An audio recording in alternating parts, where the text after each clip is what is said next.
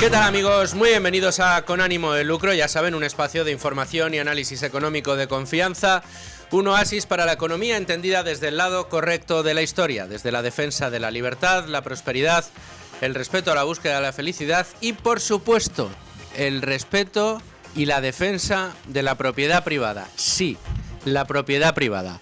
Esa que de nuevo ha puesto en el punto de mira el gobierno de Pedro Sánchez, esa que de nuevo ha puesto en el punto de mira, en este caso, el Ministerio de Vivienda. ¿Por qué? Porque quieren hacer la vida más imposible, si cabe aún, a los propietarios de vivienda en España.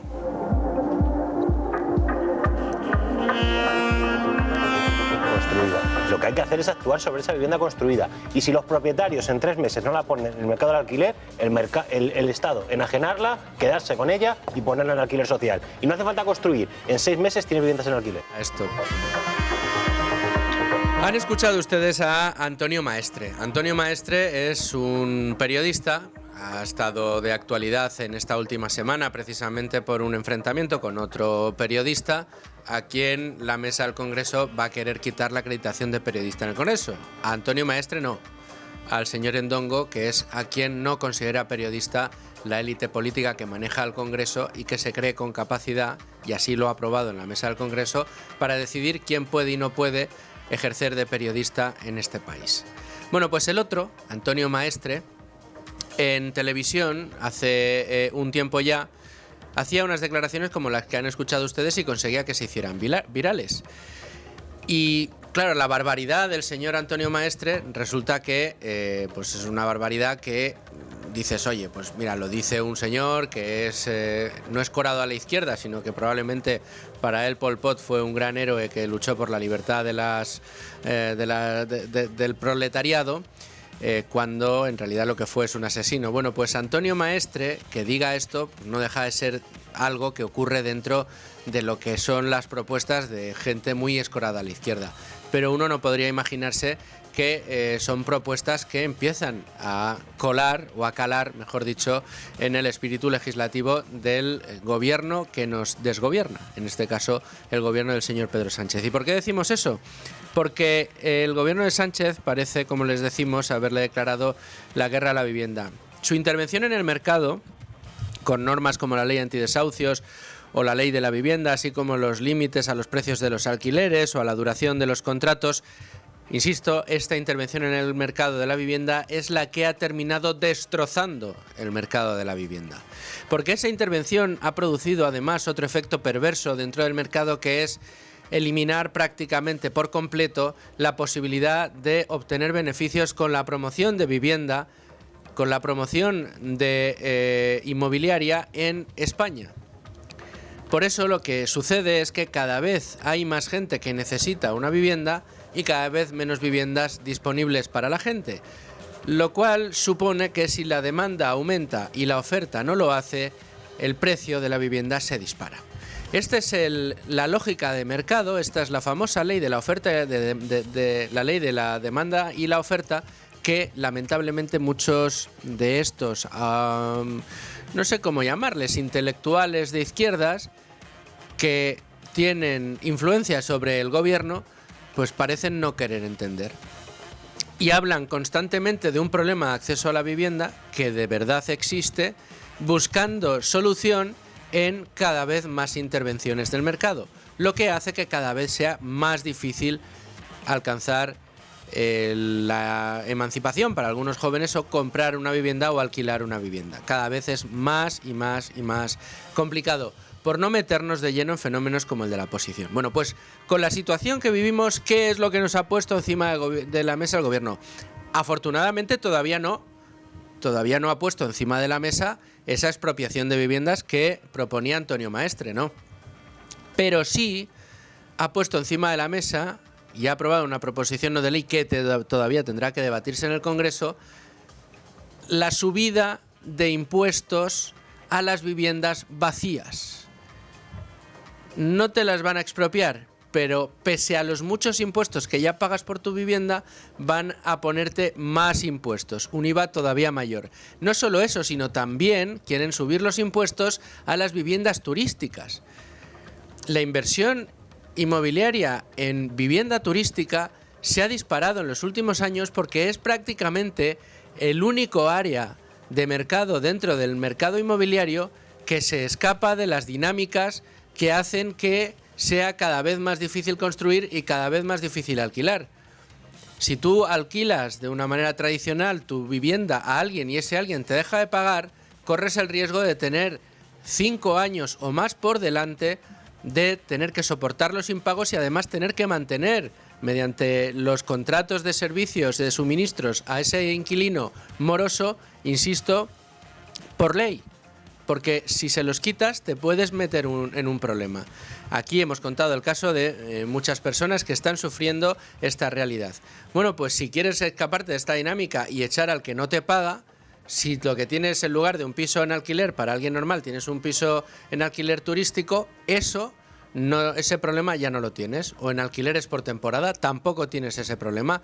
La ley no permite a ese inquilino que te deja de pagar quedarse sine die allí en ese piso, en esa vivienda.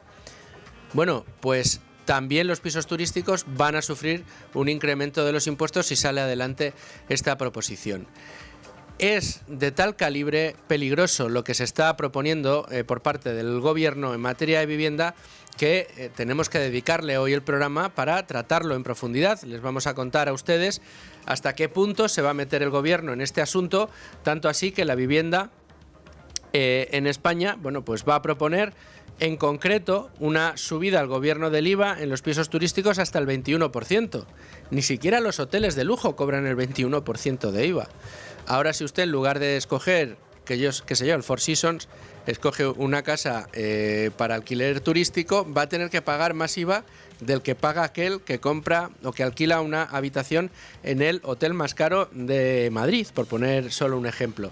También quieren elevar la tributación de las sociedades cotizadas de inversión, las SOCIMIs, que pasarían de tributar hasta del 15 al 25% en relación con el importe de beneficios obtenidos mediante el cobro de rentas de alquiler que no haya sido distribuido. Las SOCIMIs, por ley, tienen que distribuir prácticamente todo su beneficio a los accionistas de la compañía.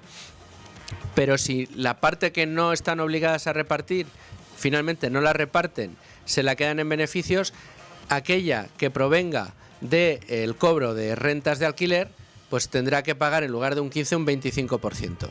De nuevo, aumentando la tributación sobre inmobiliaria. Y ¿saben ustedes una cosa? Que antes de que esto se apruebe, ya España es uno de los países del mundo desarrollado con la tributación más alta en materia de vivienda, solo por detrás de Canadá. Sí, lo que oye, en España, con el problema de vivienda que tenemos, con los salarios que tenemos, a la cola de la OCDE, resulta que somos el país que tiene los impuestos más altos de vivienda solo por detrás de Canadá. Vamos a ir con todo en el programa de hoy, pero antes déjenme que les cuente la portada de Libre Mercado. Pues vamos a echar un vistazo ya a la portada de Libre Mercado. Varios asuntos importantes. Que les estamos contando, que les recomendamos lean la pieza de Beatriz García hoy en Libre Mercado, donde se explica perfectamente qué es lo que va a aprobar el gobierno, lo que quiere aprobar el gobierno. Golpe al propietario, el PSOE anuncia un impuesto a las viviendas vacías y más subidas fiscales como el de las SOCIMIs, como les estábamos comentando. También sorprende el Consejo de Asuntos, el sorprendente Consejo, mejor dicho, de Asuntos Sociales a una mujer para echar a sus inquiocupas. No me lo podía creer, es una crónica de Sandra León, donde nos cuenta cómo una mujer divorciada y con cáncer de mama, Mari Carmen, lleva 3 años intentando recuperar su casa ubicada en Churriana, Málaga, y ocupada por unos portugueses. El problema de esta mujer es que, dice textualmente, me dijeron que todo pasaba por ser más vulnerable que ellos y que como yo era funcionaria y tenía una nómina, la única solución era que presentara una denuncia por violencia de género contra mi exmarido, dice asombrada Mari Carmen, una malagueña que lleva 3 años intentando echar a sus inquiocupas y que jamás ha sido maltratada, tal y como ella misma aclara. No me lo podía creer.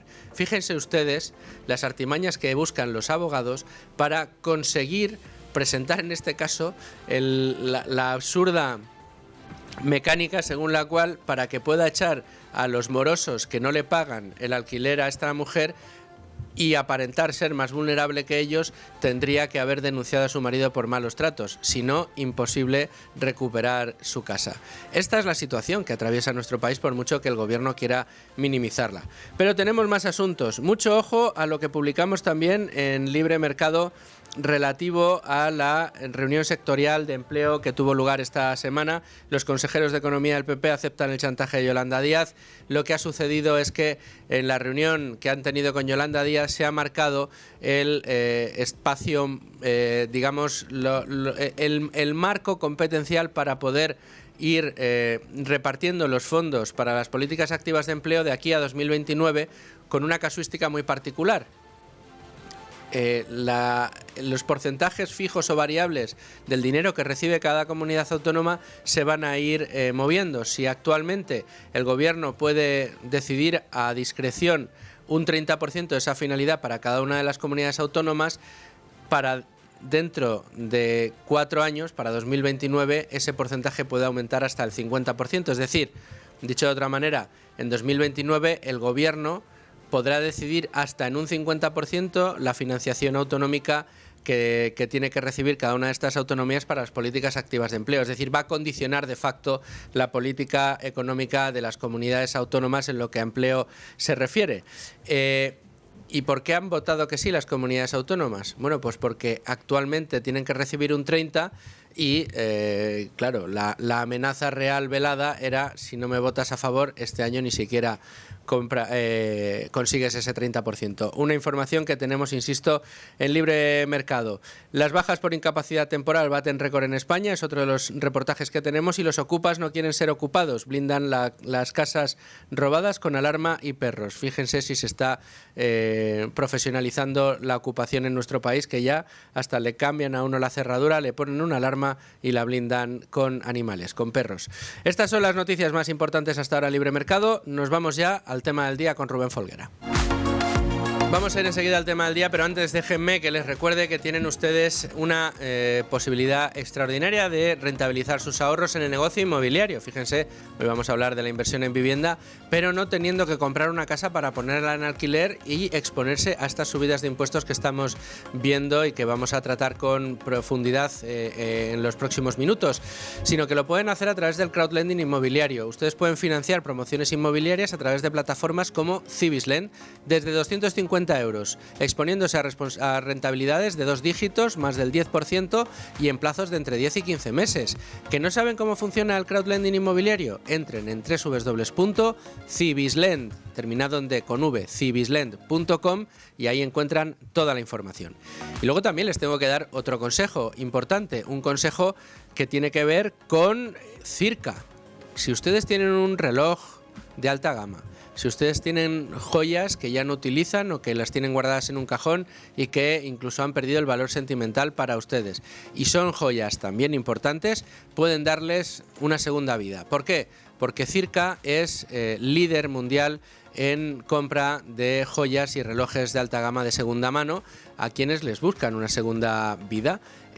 Vamos a tener una entrevista exclusiva con Circa el próximo jueves, día 29. Les aconsejo que se guarden, se anoten la cita en el calendario y presten mucha atención a todo lo que nos van a contar.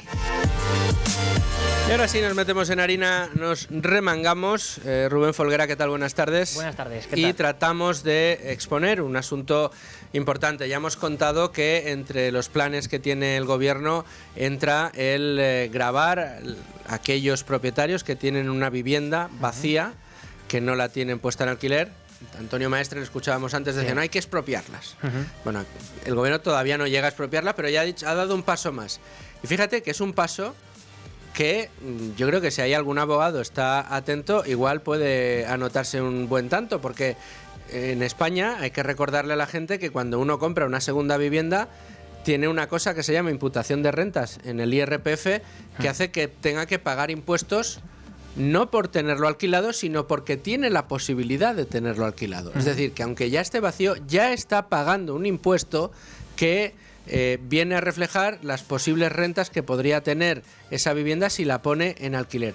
Bueno, pues ahora quiere ponerle otro impuesto, quiere subir el IVA, además a las OCIMIS, además a las viviendas turísticas. Tiene todo un paquete para subir los impuestos a uno de los bienes que en España más impuestos ya soporta. Sí.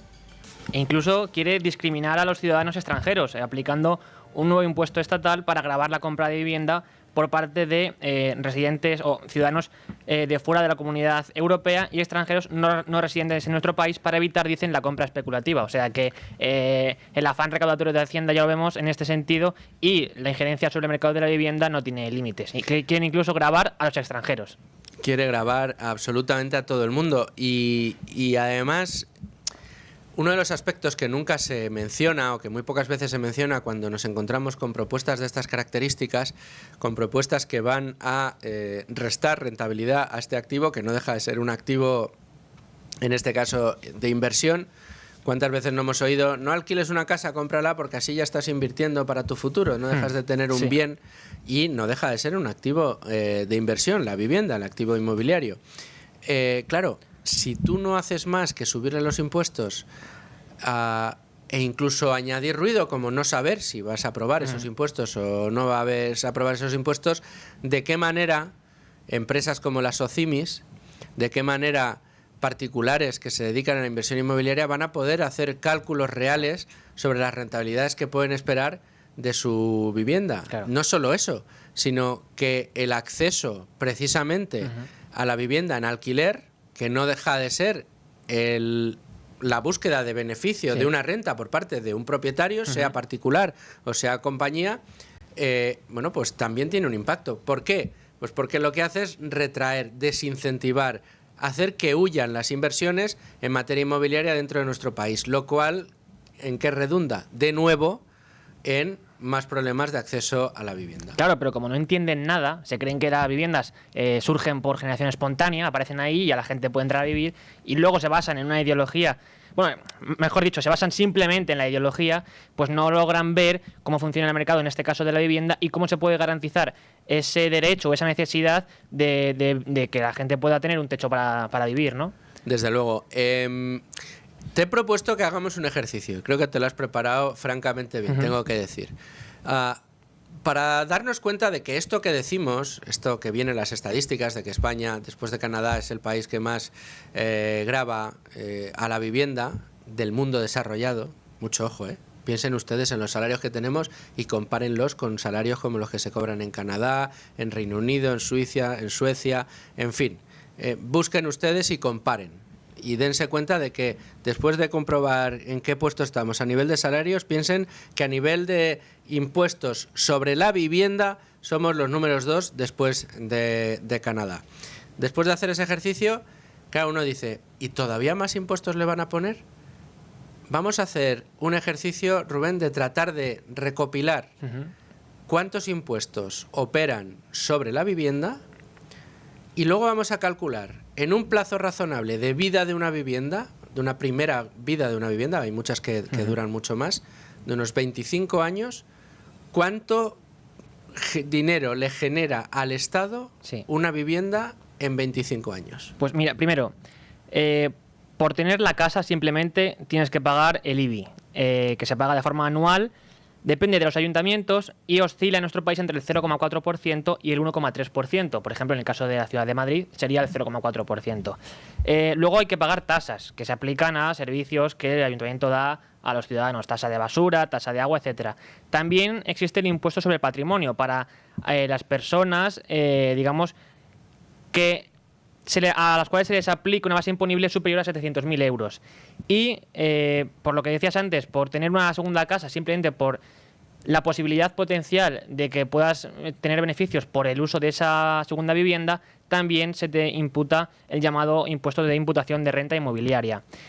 ¿Que quieres vender la casa? Pues tienes que pagar el IRPF, que si las ganancias son hasta 6.000 euros no llega al 20%, pero si supera, por ejemplo, los 300.000 euros, casi llega al 30% sobre las ganancias. También tienes que pagar el impuesto sobre el incremento del valor de los terrenos de naturaleza urbana. Y si, en cambio, la persona que la compra tiene que pagar el IVA, que es de un 10% en el caso de que sea nueva, y de un 4% en el caso de que sea de protección oficial. Si es de segunda mano, este IVA ronda el 8% en nuestro país, y también tienes que añadirle a todo esto el impuesto de actos jurídicos documentados, que puede oscilar entre el 0,5% y el 1,5% según la comunidad autónoma. Pero es que además, si la heredas, pues tienes que pagar sucesiones y donaciones, que por ejemplo aquí en la Comunidad de Madrid está bonificado al 99%, pero en otros países, en otras regiones, comunidades autónomas. Sabemos que históricamente, por ejemplo en Andalucía, fue terrible la imposición, porque había gente que incluso tenía que, por el impuesto de sucesiones, renunciar a la herencia porque le salía más caro Todavía le pasa aceptarla, a mucha gente, claro, sí. que el renunciar a ello. Y si también pues la quieres donar o la recibes en donación, también tienes que pagar en este concepto. Y finalmente, que la quieres alquilar, pues también, naturalmente, IRPF, que en este caso hasta los 12.450 euros tienes que pagar un 19% de IVA, y si superas en el IRPF te tuvieses que pagar más de 300.000 euros, en este caso se aplicaría un IVA, un IRPF del 47%. Estos son los impuestos que están operando sobre la vivienda, más el de plusvalías, en virtud del catastrazo, que esa es otra. Se te cobra en algunos ayuntamientos una plusvalía, y si te actualizan el valor de catastro de la casa te van a cobrar ese impuesto de plusvalías, pero resulta que esto es únicamente, digamos, en el proceso inmobiliario, lo que es compra de una vivienda, vida de esa vivienda durante 25 años. Pero ¿qué pasa en el paso previo? A los promotores también les cobran impuestos por la compra del suelo, tienen una maraña burocrática de cédulas de habitabilidad, tasas que tienen que pagar, ventanillas a las que tienen que visitar, periodos que les dilatan mucho el proceso y que se les encarece una barbaridad. Pero bueno, esos los vamos a dejar aparte, porque estamos hablando de los impuestos que quiere subir el gobierno precisamente a la vivienda. En este caso, a las viviendas vacías y, por supuesto, a las viviendas de alquiler turístico. Vamos a hacer el ejercicio de mirar cuántos impuestos paga una vivienda media de 200.000 euros, que ya te iba a decir en Madrid. En Madrid 200.000 euros yo creo que no es la media, es muy difícil de encontrar. Pero pensemos en una casa en Madrid de 200.000 euros, ¿cuántos impuestos paga desde el momento en que se vende por primera vez? Eso es, haciendo un ejercicio muy simple. Sí, hay que simplificar porque aquí hay muchas variables, tenemos que explicarlo. No es lo mismo Madrid que qué sé yo, Alicante. Tampoco es lo mismo que la vendamos por un precio o por otro, que vayamos a ganar más dinero que otro, pero haciendo un estándar muy normalizado, ¿qué podríamos encontrar? Y de hecho, cogiendo los impuestos principales, ¿no? Así, los más importantes, no yendo a la coma de cada cifra. Bueno, por ejemplo, en Madrid, con una vivienda de un valor catastral de 200.000 euros, en IBI tendrías que pagar al año 800 euros. Y eso por 25 años serían 20.000 euros. Del mismo modo, en concepto de renta inmobiliaria tendrías que pagar un 0,1%, que saldría a 200 euros. Por 25 años son 5.000 euros. Luego, en el caso de la venta o del traspaso de la vivienda, en concepto de ganancias tendrías que pagar más o menos, bueno, aquí dependería, ¿no? Pero si tienes que pagar el 23% sobre unas ganancias de más o menos 50.000 euros, pagarías 11.500. Suponiendo que en 25 años se vende 3 veces, pues se habría pagado por esa casa 34.500 euros. En caso de que lo que tendrías que tributar fueran el 27% sobre las ganancias, estaremos hablando de 54.000 euros por esa operación, pero durante 25 años, en 3 veces vendida, serían más de 160.000 euros. Por otra parte, la parte que compra la vivienda tendría que pagar IVA. En caso de que sea nueva, ya hemos dicho que es el 10%, que supondría por una casa que compras por 200.000 euros, 20.000 euros, por 3 veces 60.000 euros. Y si es de segunda mano, pagarías transmisiones patrimoniales. En este caso es de segunda mano. Claro. Entonces pagarías el 8% sobre los 200.000 euros que has pagado, suponiendo, ¿no?, que serían 16.000 euros por 3 veces, casi 50.000 euros en total. A lo cual se le puede sumar incluso el impuesto de actos jurídicos documentados, que saldría que durante 25 años, en 3 veces que se compra y vende, saldrían a unos 9.000 euros. Si haces la suma total de estos impuestos, tendríamos que en ese periodo de tiempo habría la casa generado para el Estado en total entre 150.000 y 200.000 euros, que era precisamente el valor que habíamos aplicado. Vamos, que el Estado en 25 años de vida de una casa es bien factible que se embolse prácticamente el total del dinero que costó originalmente esa casa. ¿Ustedes creen que esto es normal? creen que esto es esquilmatorio. Vamos a buscar la opinión de uno de nuestros analistas de cabecera. Él es Che Cabello, profesor de Economía en la Universidad de Málaga, miembro del WS Academy, profesor también en esta academia y amigo de este programa. Che, ¿cómo estás?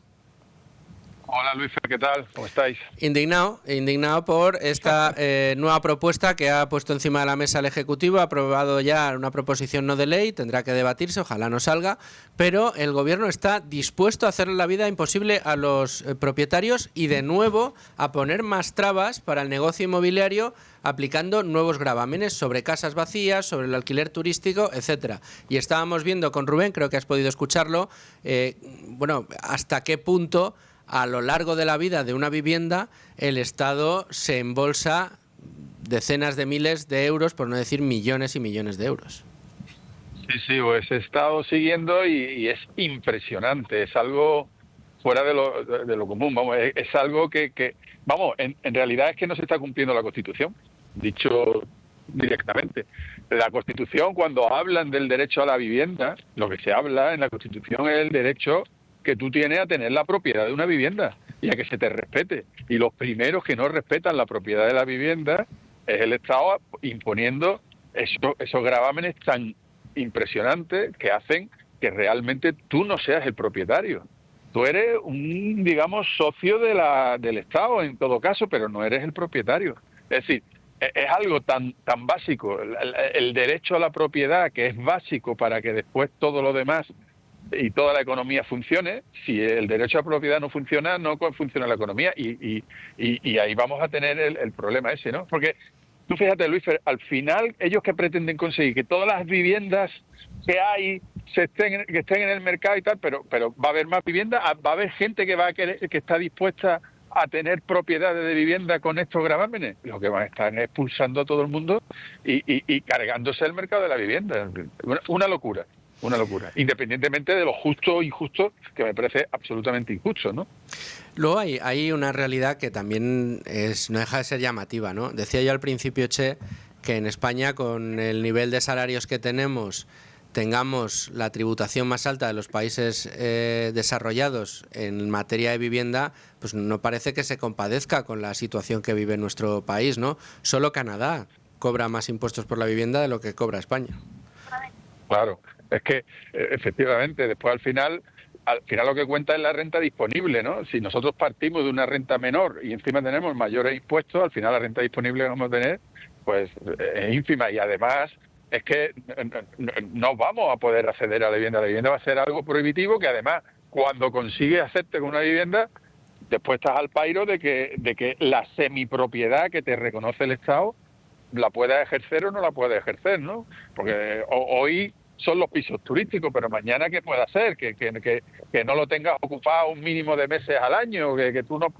en fin, es que realmente nos cargamos el concepto de propiedad, de plena propiedad, y que tú puedas hacer con tu piso lo que tú quieras, ¿no? Entonces, es una intervención ya máxima por parte del Estado, pretendiendo, como siempre, en pos de un interés general, que en realidad no lo es, porque al final el interés general lo que le interesaría sería que el mercado de la vivienda funcionara de verdad, porque eso es lo que soluciona los problemas, que el mercado funcione, y para que el mercado funcione lo que tienes que quitarle son precisamente todos los impuestos, todas las trabas y todo lo que hay alrededor de la vivienda, porque nos llevamos la mano a la cabeza de que nuestros jóvenes no pueden acceder a la vivienda, pero si había hecho las cuentas es horroroso, ¿no? O sea, pero no solamente por aquellas viviendas que no estén ocupadas o qué tal, es que en general la imposición a la vivienda es tremenda.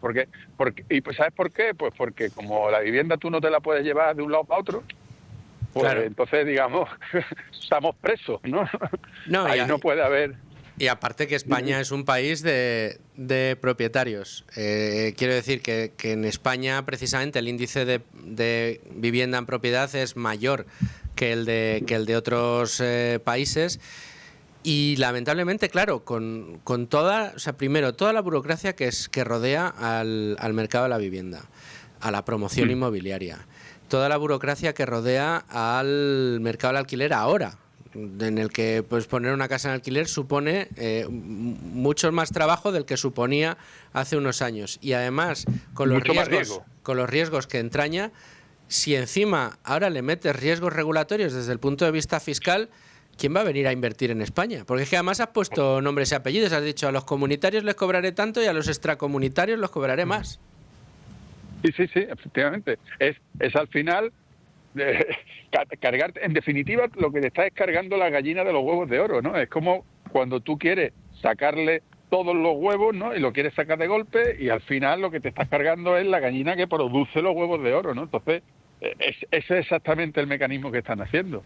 Atacando la propiedad, lo que te estás cargando es esa gallina, para intentar sacar esos huevos que ya están puestos, ¿no? Que ya están en el terreno y tal, y a lo mejor los consigues de mala manera, pero vas a conseguir, eliminar completamente lo que tú estás diciendo, que venga nadie a invertir, que venga nadie a poner su dinero en algo que necesitamos, ¿no? Que es que necesitamos gente que invierta y que construya ahora mismo a mansalva, porque tenemos una oferta limitadísima, con unas regulaciones tremendas, con un suelo súper acotado que hace que el impacto del suelo en la vivienda sea tremendo.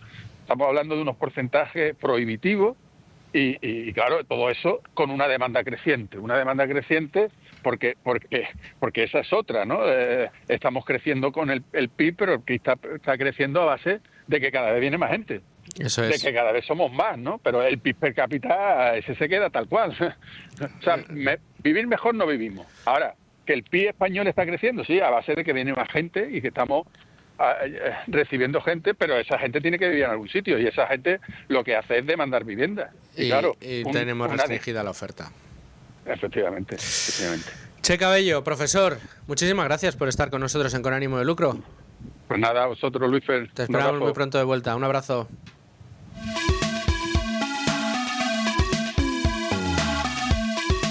Y después de escuchar a Che Cabello, vamos con nuestro siguiente analista de cabecera. En esta ocasión, alguien que yo tenía muchas ganas de tener aquí en Con Ánimo de Lucro y que es especialista precisamente en materia de impuestos. Tenemos la suerte, el privilegio de poder contar con alguien especialista en materia impositiva y además que nos puede ver con cierta lejanía porque nos ve desde la Barrera, desde Andorra en este caso. Él es quizá conocido de algunos de ustedes porque tiene un podcast maravilloso y además cada vez más exitoso, Spicy Fortuna, y él es Marc Urgell, que además es socio de Avast Global. ¿Cómo estás, Marc? Hola Luis, ¿cómo estás? Muy bien, gracias por la llamada. Digo que ves los toros desde la Barrera porque lo ves desde el otro lado del muro, desde un sitio donde fiscalmente es mucho más amable que en España, desde Andorra. Pero, ¿cómo recibes tú desde allí en tu despacho, donde además estás muy acostumbrado a comparar la fiscalidad española con la de otros países, noticias como las que hemos tenido que contar hoy, Marc, que el gobierno está decidido a incrementar, a endurecer la fiscalidad sobre la vivienda, darle un nuevo golpe fiscal al propietario, en esta ocasión en varios conceptos, pero quizá el más llamativo es el que hace que imponga un impuesto adicional sobre las viviendas vacías, como si no pagaran impuestos ya. Bueno, me parece una medida, la verdad, que excelente, desde el punto de vista, si quieres destruir la economía y quieres evitar que la gente invierta en el país y quieres castigar a los propietarios que son malos por naturaleza. Si esa es la filosofía y ese es el planteamiento del Estado, pues es una muy buena regulación. Efectivamente, un propietario hoy ya paga por una vivienda vacía la imputación de renta. Eso es. Ya también paga por el impuesto de patrimonio por esa vivienda. Añadir un impuesto adicional, pues lo que hace es todavía agravar más esta injusticia que soportan los propietarios, ¿no? Desde luego, lo que habría que preguntarse no es cómo castigar al propietario, sino cómo incentivarle a que ponga esta vivienda en el mercado. Yo cuando hablo con mucha gente, todo el mundo me habla de lo mismo: seguridad jurídica. Si yo pongo mi vivienda en alquiler y me lo ocupan, tardo 2 años en sacar el ocupa, ¿no? Quizá habría que abordar los problemas para incentivar la puesta en alquiler de la vivienda y no castigar todavía más al propietario. Tú que tienes contacto con numerosos inversores, Marc, ¿cómo se percibe que un país como España, donde, lo hemos comentado antes, los salarios no es que sean bollantes, de hecho estamos ahí a la cola en lo que a salarios per cápita se refiere, tenga la tributación por vivienda más alta del mundo desarrollado, solo por detrás de Canadá, y que además de tener esta circunstancia tan característica que, oye, dice, sí, no, bueno, tiene mucha tributación, pero es que la vivienda está más barata que en otros países de la Unión Europea o del mundo desarrollado, con lo cual al inversor le sigue mereciendo la pena. Bueno, lo puedo comprar, pero el hecho de que día a día te encuentres con este tipo de noticias que no sabes si para el año que viene vas a tener que pagar todavía más en impuestos y con lo cual calcular la rentabilidad que vas a obtener de tu inversión va a ser cada vez más complicado. ¿Esto cómo se percibe desde el exterior, este tipo de noticias? Bueno, yo como lo percibo es, actualmente tengo clientes que vienen a residir a Andorra, que se han cansado del sistema fiscal español y van a Andorra, pero todavía invierten en España en algunos casos. Esas medidas lo que van a conseguir es acabar de destruir la inversión, porque estás juntando un PIB per cápita, una renta familiar baja, con precios de los inmuebles altos y con una presión fiscal muy alta. Es de primero de economía que si tú quieres incrementar el consumo, quieres incrementar la riqueza, lo que tienes que hacer es que las familias tengan más renta disponible, y la subida de impuestos lo que hace es atentar directamente contra esta renta disponible. Entonces yo ya comienzo a creer o comienzo a pensar que el problema está en que lo que quiere el gobierno, lo que quiere este gobierno es que todos seamos más pobres y más dependientes, ¿no? Y especialmente, evidentemente, dañar al colectivo de lo que ellos denominan los ricos, que es sencillamente una persona que ha sido capaz de comprarse una vivienda. ¿Por qué crees, Marc, que la retórica, por no decir la narrativa de este gobierno en lo que al mercado de la vivienda se refiere, se les llena la boca a hablar del problema de acceso a la vivienda y quieren solucionar el problema, o eso dicen, metiendo cada vez más regulación y trabas precisamente a que el mercado opere con libertad, que es lo que al final garantiza el libre acceso a la vivienda para cada una de las personas? Empezaron con la ley de vivienda. Bueno, antes empezaron con la ley antidesahucios, lo que, digamos, blindó al ocupa y al inquiocupa frente a los propietarios. Pero es que a posteriori han legislado con la ley de vivienda, limitando los precios de los alquileres, limitando además por ley los periodos de tiempo en los que se puede alquilar o no una vivienda, cargando contra los propietarios, ahora subiendo los alquileres, haciendo no rentable la inversión en promoción inmobiliaria, porque ellos son los dueños del suelo y son los que deciden quién y cómo y por qué dinero pueden hacer promociones inmobiliarias y qué parte de esa promoción inmobiliaria tienen que dedicar a vivienda social, que desde luego no va a entrar dentro de los ratios de rentabilidad de esa compañía que se ha decidido a promocionar en España, a construir vivienda. Claro, parece increíble, ¿no?, que el gobierno siga diciendo, no, pues ahora para solucionar este problema, más regulación. ¿Sabes cuál es el problema de fondo? Y comienzo a creer que esta es la respuesta. Es que al proveedor de oferta de vivienda, que es el promotor o el que tiene inmuebles, se le identifica como el enemigo. Entonces, claro, si el enemigo es el promotor, porque no quieres que gane dinero por proveer viviendas, lo que consigues es que el promotor quizá no gana dinero, pero tu mercado está carente de oferta. Entonces, lo que es en principio una medida para ayudar al débil, termina siendo una medida que restringe la oferta y por tanto sube los precios. Eso por no hablar, evidentemente, del suelo y el mayor especulador del suelo, que es el sector público, ¿no? Entonces creo que juntando esta idea de que el promotor es el malo, que el propietario es el malo, más el control del suelo del sector público, al final es un cóctel que termina por un incremento de precios que perjudica a todo el mundo. Yo, solo como nota, ¿no? El viernes que viene estaré en Madrid, en la cena de Juan de Mariana. Cuando he ido a comprar la habitación de hotel, el precio se ha doblado. Sí. Se ha doblado el precio. Entonces, ahora me pones una norma que lo que me dice es que el IVA de las viviendas destinadas a uso turístico va a ser del 21%, frente al 10% del sector hotelero. Entonces, no acabo de ver quién gana exactamente en esta ecuación, o sí lo acabo de ver y no es quienes dicen en un primer momento, ¿no? No, desde luego, esto es una vieja reivindicación del sector hotelero que ve con muy buenos ojos que se haga esto, pero lo que significa es que ponía yo, digamos, el ejemplo demagógico, ¿no, Marc? El que se puede permitir una noche de hotel en el Four Seasons, por poner quizá el hotel más caro de Madrid, el que se puede permitir una habitación en el Four Seasons va a pagar menos IVA que el que tiene que buscarse un apartamento turístico de Airbnb o de otra compañía similar en cualquier barrio de la ciudad de Madrid, sea este el que sea. Bueno, claro, pues, y además el rico tiene la alternativa de ir al hotel, pero quizá el que no tiene la capacidad económica no, con lo cual está restringiendo la capacidad de tomarse unas vacaciones de la renta media o de la renta baja. Entonces, al final, son medidas que en principio pretenden perjudicar al rico o pretenden orientarse a perjudicar al rico y terminan repercutiendo en el crecimiento, en la riqueza y sobre todo eliminando las opciones que tienen las rentas medias o rentas bajas. Y aprovechando para demonizar de nuevo con tu narrativa a quienes estás culpando del problema del acceso a la vivienda, porque sabes perfectamente que el alquiler turístico se ha puesto en la diana como el gran satán del acceso a la vivienda en España, ¿no? Como los propietarios solamente ponen pisos de alquiler turístico, pues ya es imposible alquilar en España, ¿no?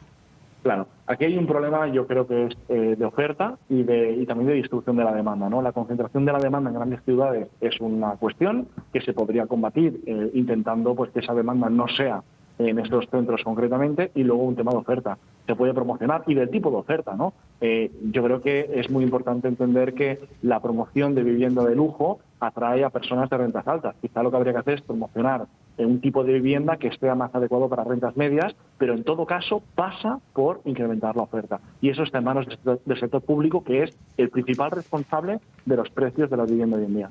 Bueno, pues Marc, solamente me resta agradecerte y mucho que hayas querido sacar este huequito con nosotros y bueno, no sé si te podré ver la semana que viene en Madrid, pero lo intentaré. Intentaremos coincidir. Muy bien, un abrazo enorme. Que vaya bien.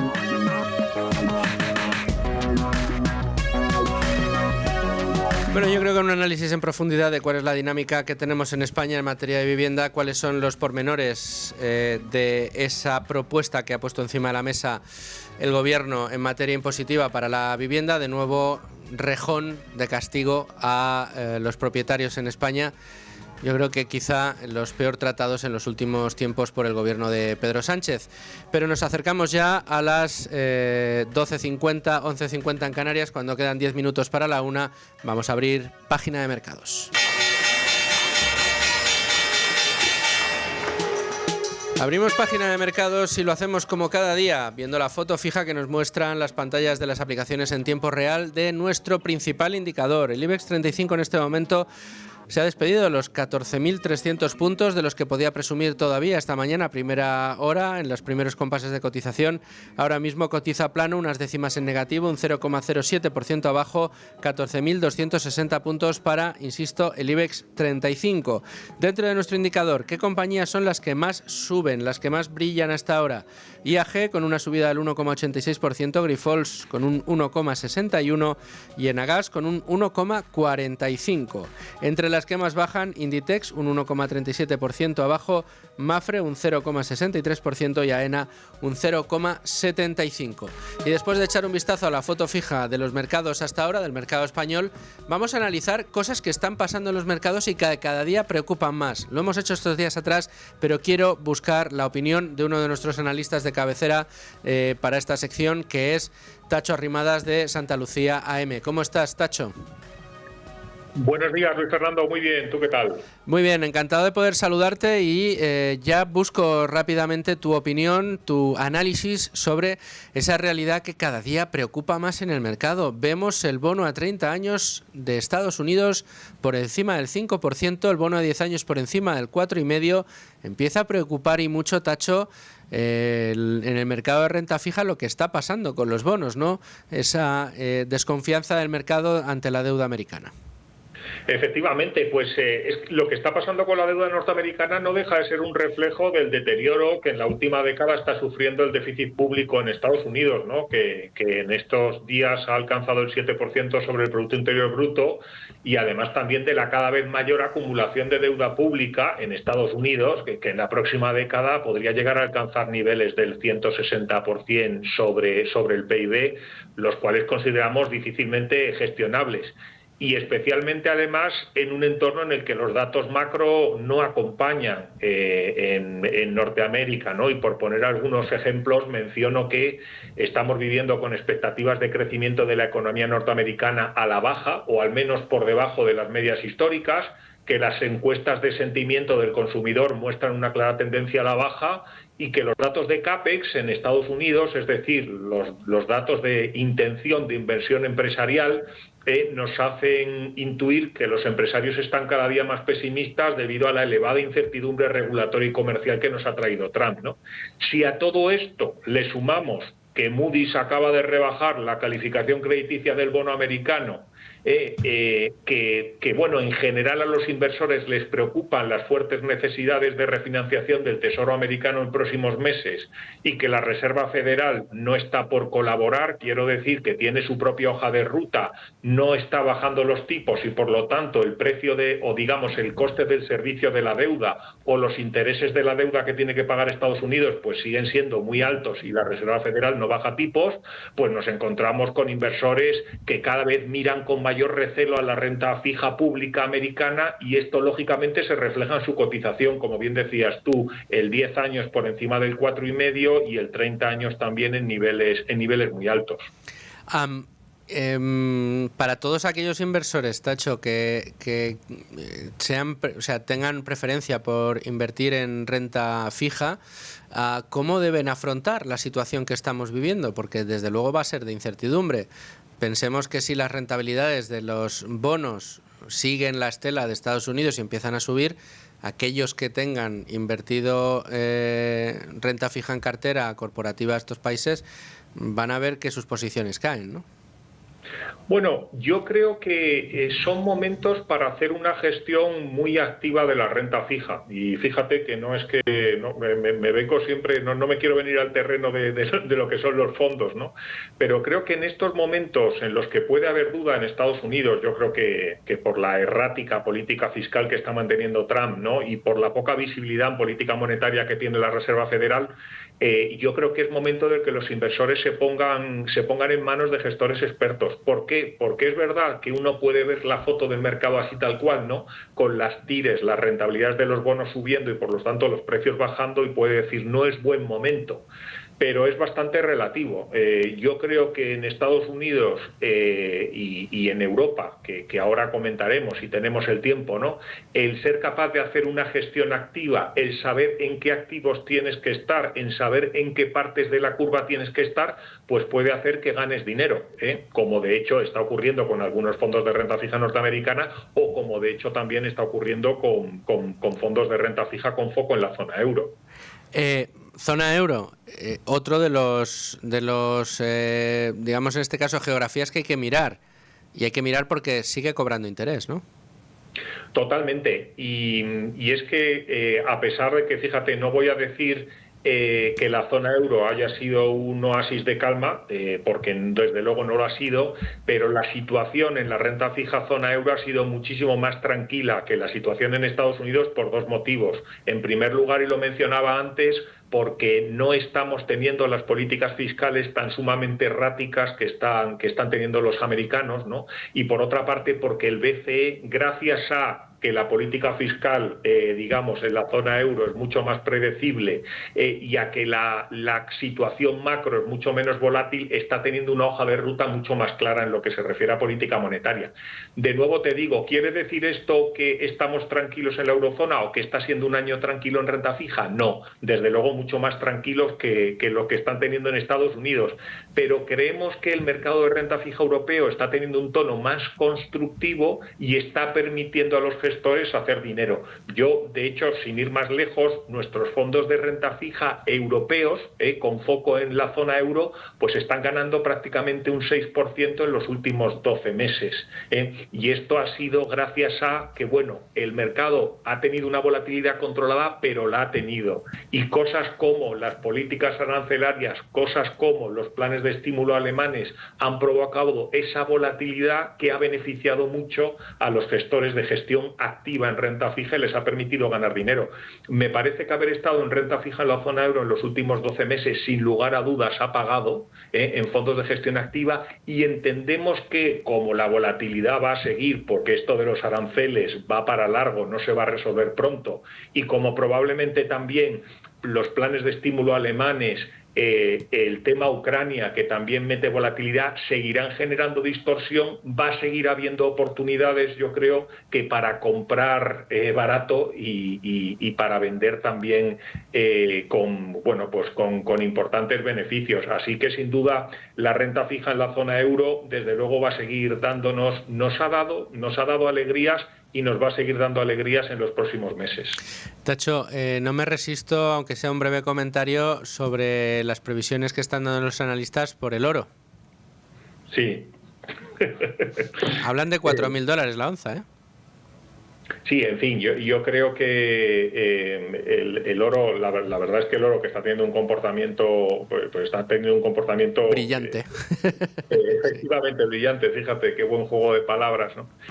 Lo cierto es que se está comportando mucho más allá de como un activo refugio, ¿no? Y lo cierto es que en momentos con altísima incertidumbre, y ya sabemos, hemos comentado antes, pero yo creo que solamente el efecto Trump, no solamente por los aranceles, sino por otras muchas cosas, por la incertidumbre que está aportando Trump a los mercados, pues está haciendo que el oro pues esté viviendo efectivamente totalmente disparado, ¿no? Y totalmente por fuera esté ofreciendo rentabilidades totalmente alejadas de lo que han sido sus medias históricas. Lo que no vamos a hacer es sacar la bola de cristal. No sé si tocará los 4.000, pero tampoco lo descarto. Tacho Arrimadas, de Santa Lucía M. Como siempre, muchísimas gracias por querer estar en Con Ánimo de Lucro analizando los mercados. Un placer estar con vosotros. Y a todos ustedes, señores oyentes, les digo que son las 12:59, las 11:59 en Canarias, solo un minuto para la 1. Nosotros vamos a hacer un alto en el camino, vamos a escuchar todas las noticias de los servicios informativos de radio y volvemos aquí a Con Ánimo de Lucro con dos asuntos que les va a interesar mucho a todos ustedes. Bueno, mejor compañía imposible, lo digo siempre, pero es verdad. Nuria Richard, ¿cómo estás? ¿Qué tal? Lo comparto. ¿Eh? Que lo comparto. Ah, te he plenamente. entendido, no comparto. Digo, bueno, pues nada, lo siento mucho, pero te ha tocado conmigo Lo hoy. comparto. Que soy tan rápida. No, bueno, A primero, veces. sé que estás a mil cosas, ¿todo bien? Todo bien, muy bien. Todas las trincheras en las que tienes que ir metiéndote, todas Eso es. en perfecto estado de revista. De momento ahí en guardia. Además, Luis Fer se preocupa por mí. Llego por las mañanas y dice, ¿qué tal? No, hombre, es que se acerca una fecha muy importante para esta casa, Sí. en la que estás muy implicada. Sí, el 25 aniversario. Ahí Haremos está. algo especial y próximamente nuestros lectores, nuestros oyentes, nuestros Sí, señor. espectadores tendrán noticia de ello. 25 años dando la matraca aquí en Libertad Digital y por muchos más, ¿verdad? Eso espero. Y por muchos más también, uno de los espacios más exitosos de esta casa, que es Economía para quedarte sin amigos. Que un programa de economía y con ese título tenga éxito ya es mérito, pero Sí. es mérito doble porque el trabajo que hacen es excepcional. La verdad que además lo pasamos muy bien. Eso yo creo que es una de las claves. Y tú también, ¿verdad? Con tu A mí, trabajo. sí, no, yo con mi trabajo aquí disfruto mucho, yo creo que se nota. Y yo creo que es de lo poco que compartimos con el protagonista de nuestro capítulo de esta semana. Que sé quién es, Claro. creo que sé quién es. Sí, y lo sabes. Y es además uno de los analistas de cabecera de este programa, o sea, Claro. que conocido de todos ustedes. Creo que 95 hablas... añazos, Warren Buffett, Sí, señor. 95 años, y siempre ha dicho que ha hecho lo que le gustaba. Y que siempre hay Voy a que elegir aclarar. el trabajo que cogerías si no necesitaras trabajo. Fíjate. Y eso es lo que hacemos aquí. Claro. ¿Cuántas veces decimos, oye, si me tocara la lotería, pues lamentablemente estaría viniendo aquí, porque Sí, al final sí, sí. esto me gusta. Los oyentes no saben, espectadores, que claro, los periodistas, por ejemplo, también podemos trabajar en una cosa que se llama gabinetes de comunicación, Sí, en los que se agencias. gana más dinero que en el propio periodismo. Sí, Pero es verdad que esto es como más divertido. salvo que te emplee la televisión pública, en cuyo caso ahí se anda. Ahí, eso es. Voy a aclarar, he dicho que es el invitado de este episodio, era analista de cabecera del programa, no es Warren Buffett. Ya quisiera yo tener a Warren Buffett analizándome todas las semanas los mercados. No, Pasa no. que sí que es verdad, vuestro referente de cabecera sí que es Warren Es Buffett. referente de cabecera, pero Claro. es Vicente Baró. Vicente Baró, Sí que es. que lo has visto, además analista te has cruzado con él por los pasillos. Es analista de cabecera de este programa. Todas las semanas, o semanas y semanas no, le llamamos para que nos ayude a leer el bulle-bulle de los mercados. Bueno, pues con Vicente hemos hablado de Warren Buffett. Nosotros en Economía para quedarte sin amigos tenemos la intención de ir poco a poco dedicando algunos programas pues a personas que nos han marcado, que nos marca su filosofía de vida, que creemos que lo han hecho bien, que creemos que van contracorriente, que son contraculturales, que es algo que define, yo creo, precisamente al programa. Y es verdad que las enseñanzas que nos, iba a decir ha dejado porque se retiró con 94 años, pero vamos, que él sigue y yo creo que es de esas personas que nunca se acaban de retirar. Las enseñanzas que nos ha dejado Warren Buffett con su larga trayectoria profesional son muchas de las que nosotros hemos repetido en el programa en diferentes capítulos. Por ejemplo, esto del largo plazo, de tener una visión larga.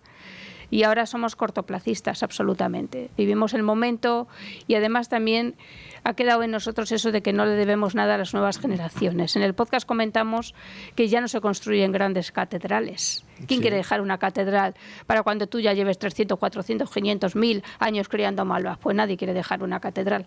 La gente vive el presente.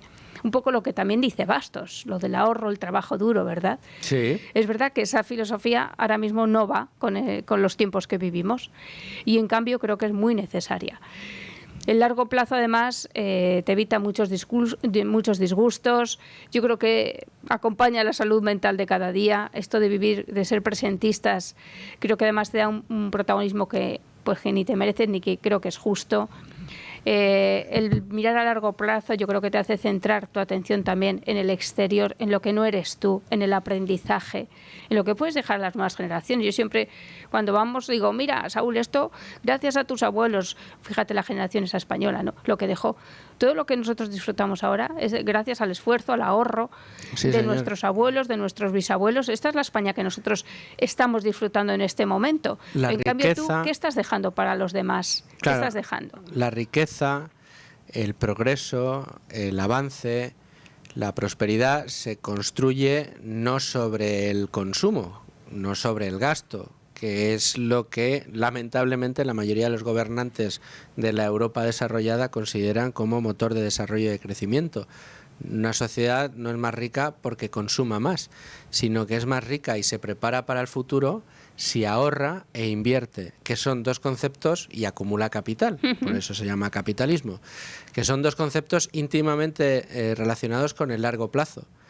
Y además que pelean contra ese mantra que se ha impuesto, yo creo que demasiado arraigado en la sociedad, del hoy y el ahora, con la excusa de no quiero ser el más rico del cementerio, y si mañana se me cae un tiesto en la cabeza caminando por la calle y me muero, todo ese dinero que he ido acumulando. Es que están demonizados los beneficios. Están demonizados los beneficios, está demonizado el ahorro, la inversión, y casi te miran como si fueras una rara avis cuando dices que no, que tú ahorras y que inviertes pensando en el futuro y que no estás invirtiendo de cara a mañana o a pasado para ver qué va a hacer el mercado o dentro de 3 minutos, sino que tú estás invirtiendo con vista a los próximos 10, 20, 30 años, 40 años y tratando de que, siguiendo las enseñanzas de Buffett, dentro de ese tiempo el interés compuesto haya hecho su trabajo y tú puedas tener garantizada una vida, pero tú y los tuyos, mejorando las expectativas de vida para las próximas generaciones. Es que Warren Buffett aparece en las listas de los más ricos a partir del año 2000. Sí. Y él es un señor que nació en el año 1930. Fíjate. O sea, eso te dice mucho de su perspectiva de largo plazo. Otra cosa que comentamos también en el podcast, y es a cuánta gente ha beneficiado Warren Buffett, a cuánta gente ha hecho rica. No quería usar la palabra rica porque a lo mejor tampoco es el término rico, pero a cuánta gente le ha hecho vivir mejor. A muchísima. A muchísima gente, con esta actitud y con este estilo de vida, ¿no? Y con esas enseñanzas. Sí. Más, son enseñanzas fantásticas. Fíjate, a mí una de las que más me gusta de Buffett, y además siempre la tengo en la cabeza, es cuando dice que no se puede hacer negocios con malas personas. Ah, esa es muy buena. A mí esa me encanta, porque además ya no es solamente, dice, wow, es que yo no hago negocios. Bueno, no, o sí. Gente de fiar. Claro, es la importancia de la gente... de con quién te rodeas, con quién relaciones, hablas. o con quién de repente pues llega un momento que dice, pues mira, yo con este ni a la vuelta de la esquina. Sí. Pensaba y sus beneficios, es verdad, que es una de las máximas que sigue, es verdad. Y sirve para la inversión y sirve para la propia vida. Para absolutamente todo. Y otra que me gusta mucho es cuando él decía que a la hora de invertir, si te quieres comprar una empresa, tiene que ser una empresa que si pudieras, por tener capital, la comprarías completamente y te la quedarías para ti. Ese es el espíritu que tiene que acompañar a la compra. Te tiene que gustar tanto y crees que es tan buen negocio que si tú estuviera en tu mano, la comprarías entera. Que es algo que va más allá de la especulación, o sea, porque tú la compras entera porque crees que va a valer más en el futuro, pero crees que va a valer más en el futuro porque es muy buena empresa, no porque ahora sea una empresa mediocre que ahora no vale nada y algo tiene que valer en el futuro, ¿no? Sí, entonces, esas enseñanzas no solo para la inversión, porque eso te habla de buscar cosas de calidad, de tratar de de nuevo, con el espíritu del capitalismo, el tratar de buscar cosas duraderas, de invertir en cosas duraderas, en cosas bien hechas, en que tu trabajo trate también de ser bueno a largo plazo. En definitiva, son enseñanzas. Sí, y al final con los mimbres se hace la sociedad. Quiero decir, al final él habla de con quién te rodeas, con quién no, gente honesta. Al final son los mimbres, yo creo, de una sociedad también sana. Fíjate que a mí no me gusta casi nunca hablar en plural, pero así es. Además, en estos tiempos en los que vemos pues todo lo que rodea, por ejemplo, a Pedro Sánchez, ¿no? Fíjate. Y cómo usa el Estado para colocar. Él dice, ¿para qué sirve el Estado? Para colocar a mis amigos, a mi hermano, a mi mujer, y este que estaba aquí ahora le muevo a donde los paradores, que al final te pones a investigar, Carlos Cuesta, que sabe mucho de esta trama, y son los mismos peones en distintos sitios. Y para eso utiliza, ¿no? Y bueno, pues con la televisión pública, pues igual, exactamente lo mismo. Otra de las enseñanzas que nos enseña Buffett es que nada es gratis. Es decir, claro, Warren Buffett pues es una persona que al parecer es una apasionada del aprendizaje. Pero claro, para aprender pues tienes que estar mucho tiempo leyendo, mucho tiempo solo, es decir, tienes que renunciar a otras cosas que da la vida y que tiene la vida, ¿no? Entre ellas, pues por ejemplo, la familia. Creo que él se ha lamentado en alguna ocasión pues de no haber pasado más tiempo con sus 3 hijos, en no haber pasado más tiempo con su mujer que murió hace unos años de un cáncer. Es decir, claro, al final en la vida nada es gratis, tienes que elegir. Y nos llegan continuamente mensajes de que todo es posible, que tienes derecho a todo y que todo es posible. Y que tú puedes, además, trabajar solo 6 horas porque tienes derecho a tener mucho dinero y que luego tendrás una pensión porque ahí está el Estado para ayudarte. No, es que tienes que elegir y ser responsable de lo que has elegido. Y todo pensar que es verdad que todo tiene un precio, claro. Todo tiene un precio. Incluso la propia vida de Buffett, que fíjate, el día que le dedicamos nosotros el homenaje aquí en Tu Dinero Nunca Duerme, alguno de nuestros colaboradores, muy estudioso de la vida de Buffett, decía que él no compartía para nada como un ejemplo de vida la propia vida que había llevado Buffett por los comportamientos que había tenido con la familia, por ser una persona muy distante con sus hijos, pero que las enseñanzas que ha dejado son indudablemente fantásticas para tener una vida aseada, y si ya te metes en harina de finanzas, para tener unas finanzas estupendas.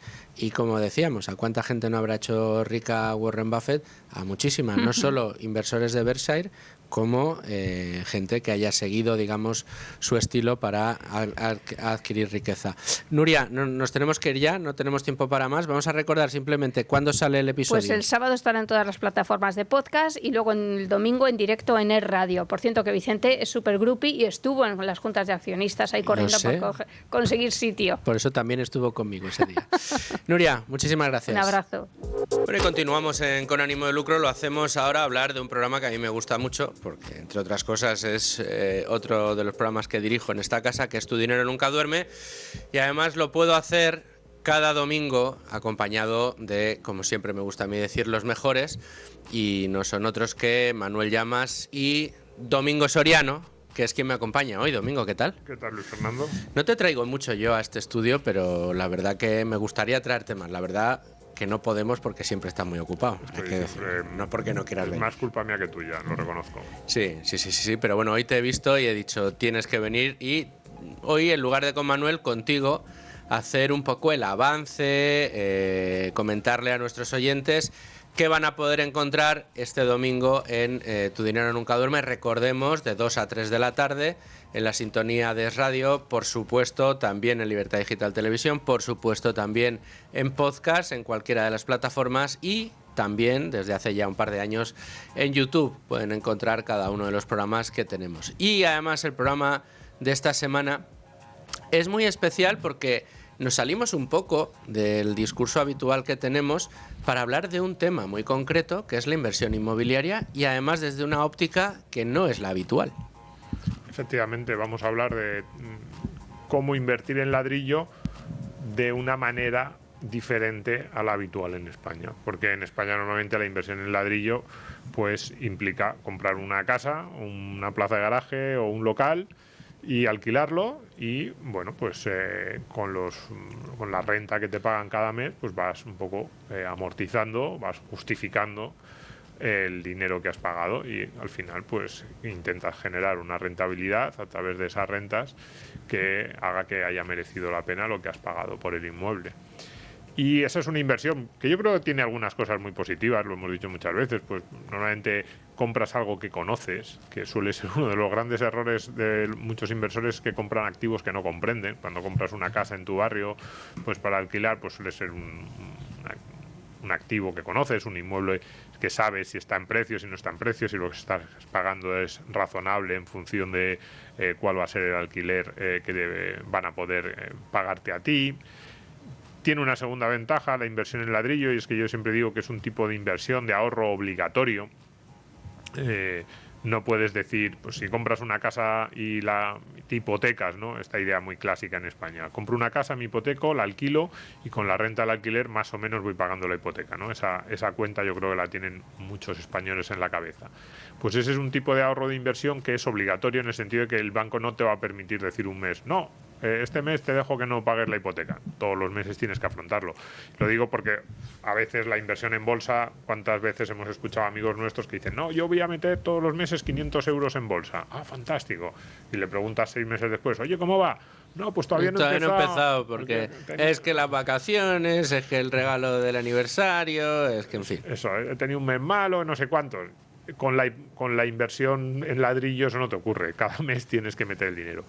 Pero esas cosas buenas que tiene la inversión en ladrillo y que, bueno, te puede generar una rentabilidad. Yo siempre digo 3, 4% puede ser una expectativa razonable.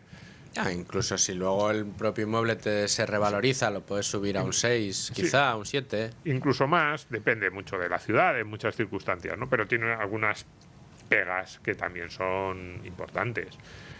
Hay muchos riesgos. Para empezar está el riesgo de que no lo alquile. Porque claro, siempre damos por hecho, pago 200.000 euros por el piso y luego lo alquilo a lo que sea, 800 al mes, 900.000.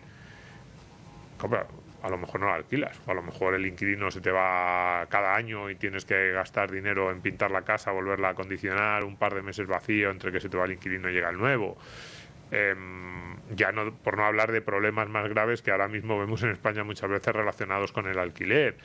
También estás concentrando mucho tu inversión, ¿no?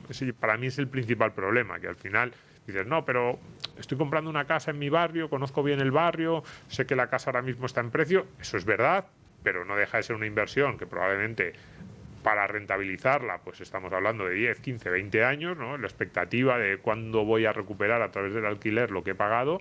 Y en 15 o 20 años pueden pasar muchas cosas. A lo mejor tu barrio se dispara de precio, pues se pone de moda en tu ciudad, o a lo mejor se degrada un poco y los precios bajan. No se pueden pasar muchas cosas, ¿no? Entonces, frente a ese tipo de inversión, que ya hemos dicho las cosas buenas y las no tan buenas que tiene, este domingo en Tu Dinero vamos a hablar de un tipo de inversión inmobiliaria que intenta hacer accesible al pequeño inversor un tipo de producto que hasta ahora solo los grandes inversores, los institucionales, los profesionales podían tener acceso. Y yo creo que eso es una opción muy, muy interesante. Bueno, y es una opción muy interesante porque no es que te permita al minorista entrar en un negocio en el que puedas comprarte una casa de otra manera. Es que lo haces además quitándote de en medio muchos de los problemas que tiene la inversión inmobiliaria. Tú ponías muchos problemas encima de la mesa. Yo quizá el problema que más le veo en conjunto a todos esos problemas es una inseguridad muy grande. Al final, un país como España, en el que los inversores se confiesan extraordinariamente conservadores, aversos al riesgo, están optando por una inversión que sí, que tú el piso que compras lo ves, tocas las paredes, sabes que está ahí, quiero decir, ves el activo real que tú estás comprando, pero pues lo has dicho tú, ¿no? Todos los problemas asociados, más el trabajo asociado al alquiler. Sí. Tienes que buscar el inquilino, tienes que arreglar la casa, pintarla después de cada uno, que no te impague, y si te impaga que lo puedas echar pronto, y si lo echas que no tardes mucho en encontrar otro, que no se te degrade el piso. Tienes que estar haciendo pues una serie de actividades que vienen asociadas a esa manera de invertir y que te implican mucho riesgo. En cambio, si tú inviertes a través de herramientas como la que ha puesto en marcha en este caso Finicens, ¿no? Soluciones ultra diversificadas, además en indexación a través de fondos de primerísima calidad, en el negocio inmobiliario, es decir, no, yo me quiero exponer al negocio inmobiliario, pero evitando todos esos riesgos. Bueno, pues hay una manera de hacerlo en la que todos los problemas que tiene la inversión inmobiliaria te los quitas de un plumazo. Y empiezas ya a tener los problemas que tiene la inversión en renta variable, porque al final lo que haces es invertir en acciones de empresas especializadas en la inversión inmobiliaria con todas sus características, que son los REITs inmobiliarios fuera de nuestro país, en España las SOCIMIs, ¿no? ¿Pero qué es? Bueno, pues son empresas, inviertes en acciones, y lo que han hecho ha sido coger precisamente índices, ultra diversificación, invertir en prácticamente todas las empresas inmobiliarias del mundo. Si tú crees que el negocio inmobiliario va a seguir siendo un negocio rentable a largo plazo y quieres exponer tu cartera, al menos en un porcentaje, a el negocio inmobiliario, con Finicens vamos a tener esa alternativa con estos fondos indexados, ¿no? Sí, eso es, apostar por el ladrillo de una manera diferente, porque es verdad, al final compras fondos, creo que son 350, 360 los que tienen en total esas carteras muy diversificadas, que eso lo que te viene a decir son, hombre, pues si compras 350 fondos de Estados Unidos, Europa, Australia, Canadá, Japón, no sé si eran los países que tenían, pues claro, cada uno de esos fondos invierte luego en sus inmuebles. Es decir, estás comprando desde un local comercial en Singapur hasta un piso en Manhattan o una residencia de ancianos, sí, en Florida. O un centro logístico, sí, yo iba a decir un centro logístico en Cuenca. O sea, y un centro de datos. Exacto. También, centros de datos. Entonces, efectivamente, es un tipo de activo, o sea, es un tipo de producto muy interesante, porque el activo real, el subyacente, no es tan diferente de ese piso del que hablábamos. Cuando uno dice, ¿cuáles son las características? Tú te coges el libro de teoría de los diferentes tipos de activos, renta variable, renta fija, oro, pues te coges el inmobiliario y entonces te da una serie de características que tiene ese activo. Es verdad, es un activo real. Bueno,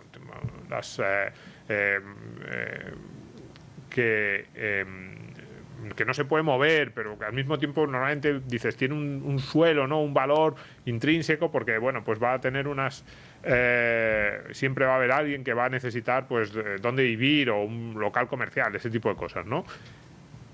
Pero tiene esos riesgos. Claro, estás concentrando la inversión. Cuando tú dices invierto en todo tipo de activos inmobiliarios en todo el mundo, pues muchos de esos riesgos de los que hemos estado hablando pues se minoran, en parte porque esa diversificación hace que a lo mejor alguno de esos activos pues les va un poco peor, pero hay otros a los que les va a ir mejor, y no estás concentrando todo en una sola carta como con la adquisición de una vivienda. Y yo creo que está muy bien, la verdad, a mí es un producto que me parece muy interesante cuando lo he visto, y luego tiene una gran ventaja, por cierto, que no hemos estado hablando, hasta ahora hemos estado simplemente las ventajas del producto en sí mismo, ¿no? Ventajas de comprarte una vivienda y alquilarla versus invertir en un fondo inmobiliario, o en este caso que sería una cartera de fondos inmobiliarios. Solo las diferencias en los activos, pero tiene una ventaja muy importante, y es el acceso. Es decir, para comprarte una casa, pues claro, cualquiera que nos esté oyendo dirá, bueno, claro, yo para comprarme una casa y alquilarla en mi ciudad, 150 o 200.000 euros mínimo. En Madrid a lo mejor ya estás pensando 300, 400, 500, precios muy normales. Claro, o no tengo dinero o podría acceder a una hipoteca, claro, te estás endeudando mucho.